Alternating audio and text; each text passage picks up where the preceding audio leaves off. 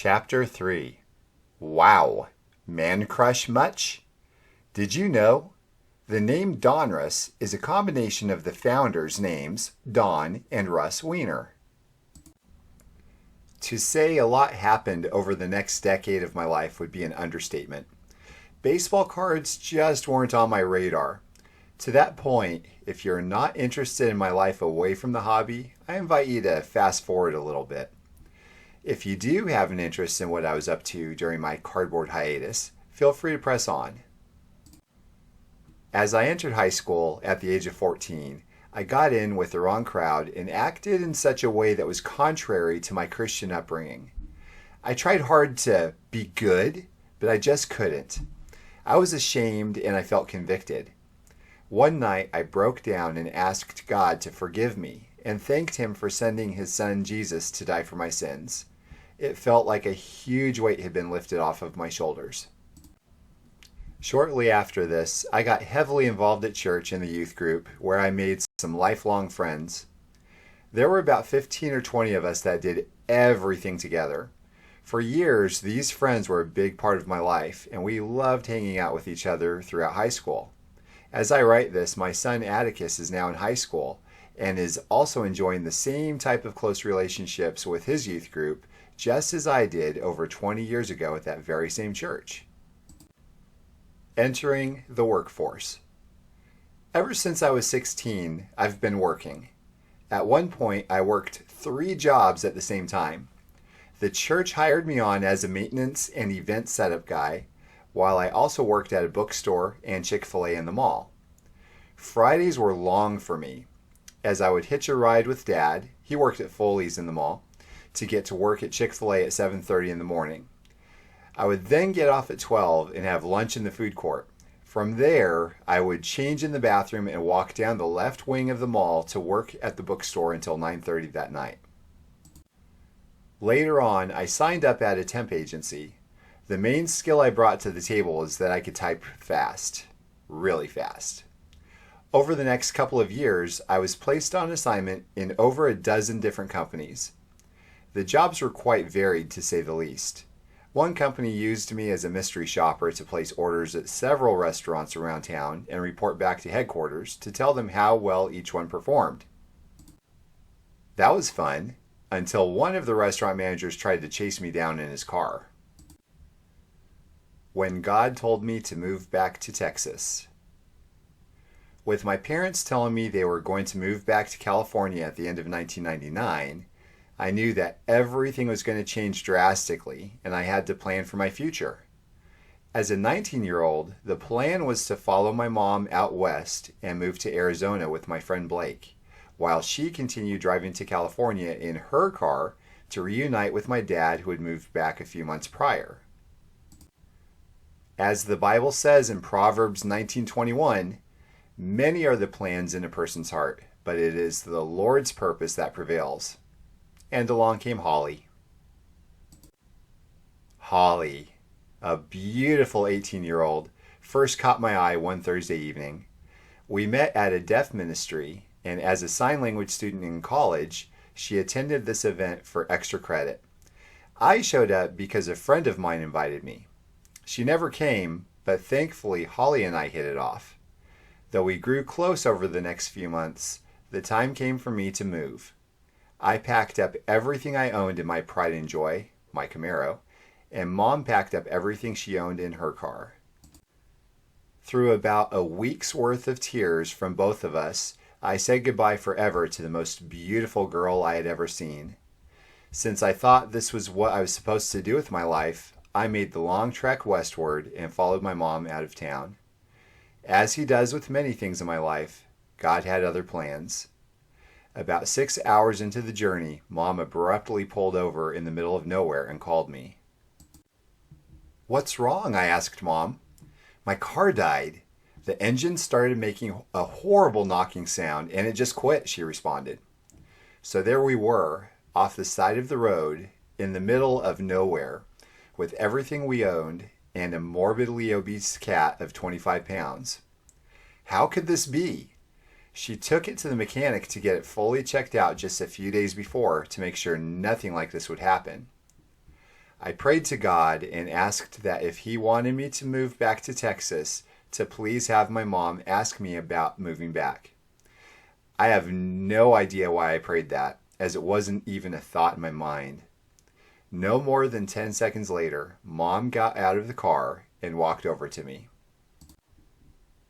"Well, I don't know, kiddo. What do you think about moving back to Texas?"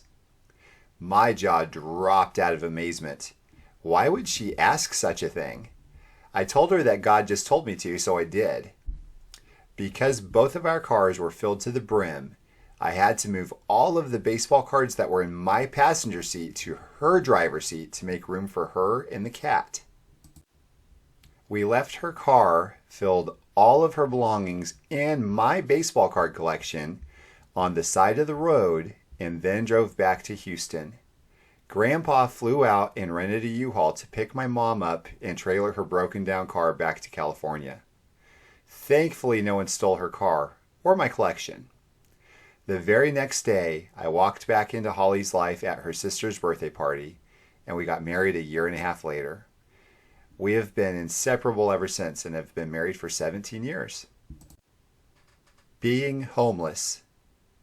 Though coming back to Houston is what I felt God wanted me to do, I didn't have a place to stay, a job to work at, or any sort of safety net whatsoever. In just a short period of time, I went from living at home with my parents to being homeless.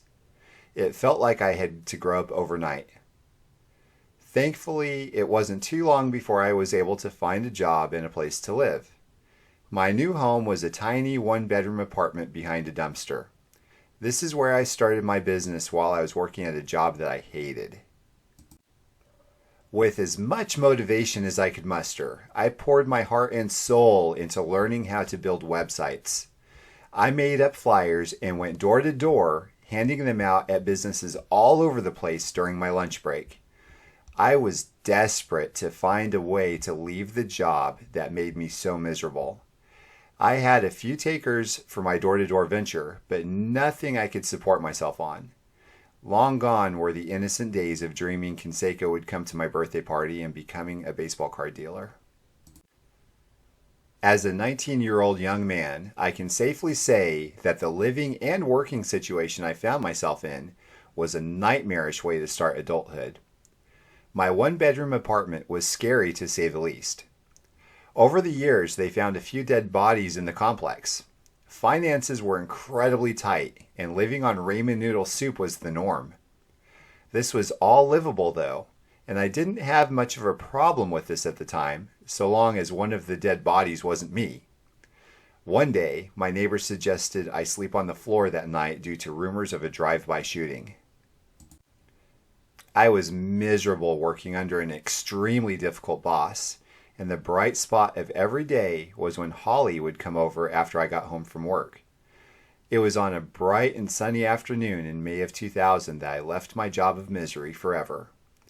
As I left, I had concerns about being able to make rent. That feeling was vastly overshadowed by the liberating feeling of getting out of the job that I hated. With no job and very little money, I did what any young man would do. I asked Holly to be my wife. That night, I took her to the fountain where we had our first date, got my guitar out, and played the song I wrote her. The last line of the song was, "Will you marry me?" I presented her with a meager engagement ring that I bought using a credit card. Thankfully, she said yes. Learning how to adult. Not only was I unemployed and nearly broke, I also now had a fiancé. Things definitely had to change, but I wasn't sure how. I spent all of my time trying to land web design projects on my own and came up with a few. With only a few weeks' worth of money in the bank to live on, I was in dire straits. One night at a youth group function I was helping at, we had a missionary speaker named Doug. Doug was like a rock star. Everyone knew him and his story. He was in the Air Force and later the FBI. He had an incredible testimony and was a very engaging speaker. After the event, he came up and spoke with me, asking how life was going. I told him my situation, and he pointed me to a 29-year-old man named Chris who had left his job to start a web design company. Doug set up a lunch meeting with Chris and me, which went very well. Chris had me come over to his house for a one-on-one meeting a few nights later. We spoke at length about many things, and he decided to give me a chance. After our first meeting, I walked out of his house with a $3,000 check to get started on 2 projects that needed to be done in about 2 months. Imagine how many packs of baseball cards I could have bought if it weren't for those pesky bills. This was significantly more money than I'd ever made before at one time, and though I knew it was meant to cover 2 months of living expenses, I felt like all of my problems were erased by this man's belief in me and his check. Not only was I free from driving 45 minutes each way to go to a job I hated, but I was also able to work doing something I liked and from home. For the next several months, I worked very hard to keep my status as a self-employed web designer working from home. Chris became my business mentor and big brother, as his business acumen and work ethic rubbed off on me. He had me work on websites for his clients while I was landing my own projects as well, until he went back to work at his previous company about 1.5 years later. It was very worrisome to me that I would have to make a go of it all alone, especially since I was to be getting married in a couple of months. With Chris gone, I could only rely on what projects I could land personally. Within a couple of weeks, I met with an organization about a website and walked away with a $9,500 contract, wildly more than I had ever made from any other single project. Thanks to this contract, I was able to move out of the scary apartment behind the dumpster and into a much nicer apartment complex to start married life without the worry of being gunned down in a drive-by. Remembering my former miserable living and work situation was all the motivation I needed to work as hard as I could to continue to be my own boss. I was reminded of how thankful I should be a couple of years later when I was driving on my way to meet with a client. The project would yield more money than the job I hated would have paid me in an entire year. While I was thinking about this, I looked out my window and had to laugh. As fate would have it, I was driving right by my former place of employment to get to my meeting. That building never looked so good as it did, getting smaller and smaller from my rearview mirror that day. Our new family. Shortly after Holly and I got married, the greatest thing ever happened to us. We got pregnant. On October 22nd, 2002, our son Atticus came into the world. He's the best thing that has ever happened to us. God spoiled us rotten with him. At the time of this writing, he is 16 years old, taller than me, and has a deeper voice than I do. We are extremely proud of the young man he is becoming. A few years after Atticus was born, we became homeowners. While our house was nothing like a mansion, I was very proud of it because it was ours. A few months after moving in, Hurricane Rita hit Houston. Thankfully, when all was said and done, our house had no damage, though a lot of our area of town looked like a war zone. Reminiscing about baseball cards again. Without power due to the hurricane, I thought I would pass the time by pulling out my Jose Canseco collection for the first time in years. I made my way up the stairs and started rummaging around in the dark of my closet to look for them. I found them in a nice small box and binder. The binder I had placed the Franken sticker with the A's Rangers logo on. I brought them downstairs into the living room and started laying them all out on the table to sort them. It brought back many fond memories. For years, I was focused on my family and the business, which didn't leave me much time to reminisce about my childhood. It was great to see the 87 Topps Rookie Cup card again, as well as the 90 Topps card that helped me get an A on my report about Florida as a child. As I was sitting there having the time of my life, my sister-in-law Brittany came over, looked at what had to be 300 Canseco cards, then looked at me and said, "Wow. Man crush much?" An unusual feeling of embarrassment came over me. But then I realized that I was basically caught red-handed and was truly enjoying myself. Though it probably looked differently to her, my enjoyment didn't come from Canseco himself, but rather the cards. For the first time in over 10 years, I found my love for baseball cards again. This time, however, I had money to spend and eBay. Armed with these two things I didn't have as a child, I set out for a collecting goal. I thought it would be great to collect one of every major baseball card set from the year I was born in 1980, all the way up until I had stopped heavily collecting as a child. What a great and fun goal that would be. Surely it would be a fairly cheap endeavor. How fun to have rookies of all the players I watched growing up, and then some. Defining the cardboard relationship. If you have ever set a collecting goal, you know what comes next. DTCR, defining the cardboard relationship. What did I want to go after, and what did I want to pass up? Should I collect only the full sets? What about the traded and update sets? Should I only go after them in factory form? What about the little boxed sets from Kmart? 7-Eleven coins? What about the regionally issued team sets?